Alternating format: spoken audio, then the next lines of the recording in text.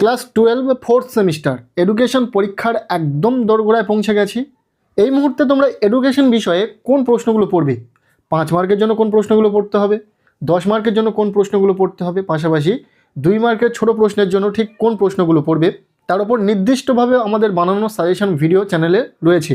সেই ভিডিওগুলি ফলো করবে এবং সেখান থেকে বাছাই করা গুরুত্বপূর্ণ কিছু প্রশ্ন দিয়ে সাজানো রয়েছে আজকের আমাদের এই নমুনা প্রশ্নপত্র। হ্যাঁ, এই ভিডিওতে আমরা শেয়ার করতে চলেছি এডুকেশন তথা শিক্ষাবিজ্ঞান বিষয়ে ফোর্থ সেমিস্টার পরীক্ষার জন্য একটি চূড়ান্ত গুরুত্বপূর্ণ নমুনা প্রশ্নপত্র। এই প্রশ্নপত্রে থাকা প্রতিটা প্রশ্ন পরীক্ষার জন্য ভীষণ গুরুত্বপূর্ণ, পরীক্ষাতে আসার মতো প্রশ্ন। কাজেই তোমরা যারা এডুকেশন তথা শিক্ষাবিজ্ঞান পরীক্ষাতে ভালো রেজাল্ট করতে চাইছো, অবশ্যই এই নমুনা প্রশ্নপত্রে থাকা প্রতিটা প্রশ্ন খুব ভালো করে পড়ে রাখো। এখান থেকে বেশ কিছু প্রশ্ন তোমাদের পরীক্ষাতে কমন আসতে চলেছে। সো আমরা সম্পূর্ণ প্রশ্নপত্রটি একদম প্রথম থেকে দেখে নেব।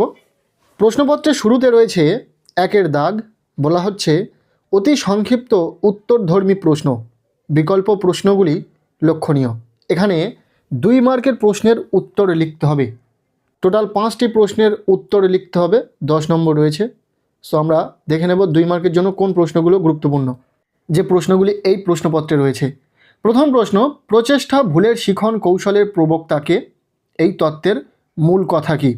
এর অথবা প্রশ্ন, থার্স্টনের দলগত উপাদান তত্ত্বের মূল কথা কি? দেখো, ক্লাস 12 ফোর্থ সেমিস্টার পরীক্ষাতে 2x সিস্টেম রয়েছে। সো প্রতিটা প্রশ্নের জন্য একটি করে বিকল্প প্রশ্ন তোমরা পাবে। অর্থাৎ যদি 5টি প্রশ্নের উত্তর লিখতে হয়, সেখানে তোমরা 10টি প্রশ্ন পাবে। প্রতিটি প্রশ্নের একটি করে বিকল্প প্রশ্ন থাকবে, এতে তোমাদেরই অনেক সুবিধা হবে। এরপর দ্বিতীয় প্রশ্ন, WHO হু এর পুরো কথাটি কি, এর কাজ কি? প্রত্যেকের নিশ্চয়ই জানা রয়েছে। এর অথবা প্রশ্ন, ধ্যান কাকে বলে, ধ্যানের দুটি ভালো দিক কি কি? এরপর 1.3 প্রশ্ন, শিক্ষায় সিস্টেম অ্যাপ্রোচের দুটি বৈশিষ্ট্য লেখো।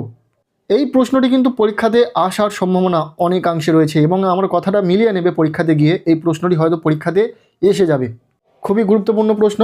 এরপর 1.3 অথবা প্রশ্ন, টেকনোলজি বা প্রযুক্তি কথাটির অর্থ কী? ইম্পর্টেন্ট রয়েছে, দেখে রাখবে।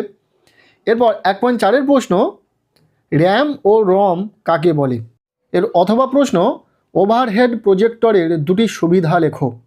ইম্পর্টেন্ট রয়েছে।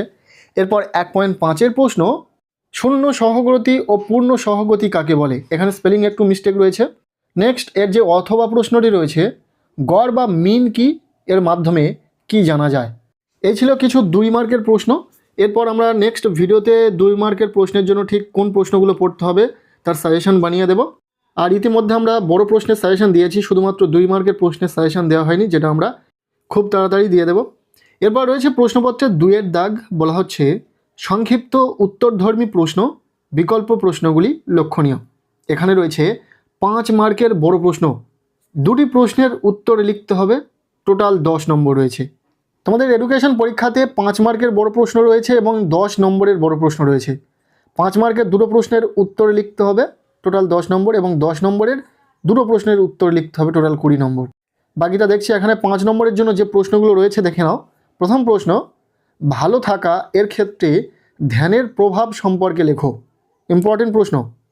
এর অথবা যে প্রশ্নটি রয়েছে, কৈশোরের মানসিক সমস্যা সমূহের নিরাময়ে পিতামাতার ভূমিকা কেমন হওয়া উচিত? ভীষণ ইম্পর্টেন্ট প্রশ্ন। এরপর দ্বিতীয় প্রশ্ন, কম্পিউটার সাক্ষরতা কাকে বলে? শিক্ষা প্রযুক্তিতে হার্ডওয়্যার ও সফটওয়্যার কাকে বলে? এই বড় প্রশ্নের ক্ষেত্রেও তোমরা দেখছো প্রতিটা প্রশ্নের কিন্তু একটি করে অথবা প্রশ্ন রয়েছে। এর যে অথবা প্রশ্নটি রয়েছে, শিক্ষাক্ষেত্রে সিস্টেম অ্যাপ্রোচ কেন প্রয়োজন তা ব্যাখ্যা করো।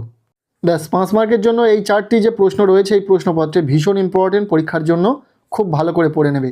আর আমরা ইতিমধ্যে 5 মার্কের বড় প্রশ্নের একটা সাজেশন শেয়ার করেছি, যেখানে মাত্র গুটি কয়েক কিছু প্রশ্ন বলে দেওয়া রয়েছে, যে প্রশ্নগুলো তুমি পড়ে রাখলে 100% পরীক্ষাতে 5 মার্কের প্রশ্ন কমন পাবে। সেই ভিডিওর লিঙ্ক আমি এই ভিডিওর ডেসক্রিপশানে দিয়ে রাখবো, অবশ্যই দেখে নেবে। এরপর রয়েছে প্রশ্নপত্রের 3 দাগ, বলা হচ্ছে ব্যাখ্যামূলক বা গণনামূলক প্রশ্ন, বিকল্প প্রশ্নগুলি লক্ষণীয়। এখানে রয়েছে 10 নম্বরের বড় প্রশ্ন, 2টি প্রশ্নের উত্তর লিখতে হবে, টোটাল 20 নম্বর। এই 10 নম্বরের বড় প্রশ্নের জন্য ঠিক কোন প্রশ্নগুলো পড়তে হবে সেই নিয়ে সাজেশন দিয়েছি। সেই সাজেশন ভিডিওর লিঙ্ক আমি এই ভিডিওর ডেসক্রিপশানে দিয়ে রাখবো, অবশ্যই দেখে নেবে এবং ভিডিওতে বলা প্রতিটা প্রশ্ন খুব ভালো করে পড়ে নেবে। এখন দেখে নাও এই প্রশ্নপত্রে 10 নম্বরের জন্য কি কি প্রশ্ন রয়েছে। প্রথম প্রশ্ন, স্পেয়ারম্যানের দ্বি উপাদান তত্ত্ব থ্রাস্টনের দলগত উপাদান তত্ত্বের মধ্যে পার্থক্য লেখো। ইম্পর্টেন্ট প্রশ্ন, খুব ভালো করে দেখে রাখবে। এর অথবা প্রশ্ন, প্রচেষ্টা ও ভুলের শিখন ও অন্তর্দৃষ্টিমূলক শিখনের মধ্যে পার্থক্যগুলি আলোচনা করো। এটিও ভীষণ ইম্পর্টেন্ট প্রশ্ন।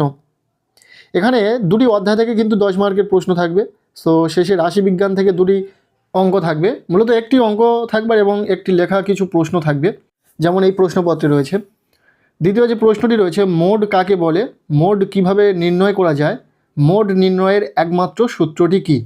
এবং এই প্রশ্নটির সাথে আরও একটি অথবা প্রশ্ন থাকছে, যেখানে বলা হচ্ছে পরিসংখ্যা বিভাজন কাকে বলে, নিম্নলিখিত 33 জন শিক্ষার্থীর ইতিহাস বিষয়ের নম্বরগুলি পরিসংখ্যা বিভাজন প্রস্তুত করো। এখানে স্কোর দেওয়া রয়েছে। ঠিক এই রকমই স্ট্যাটিস্টিক্স থেকে একটি অঙ্ক থাকবে এবং একটি লেখা প্রশ্ন থাকতে পারে। মোট দুটি থাকবে, একটি তোমাদেরকে লিখতে হবে 10 নম্বর।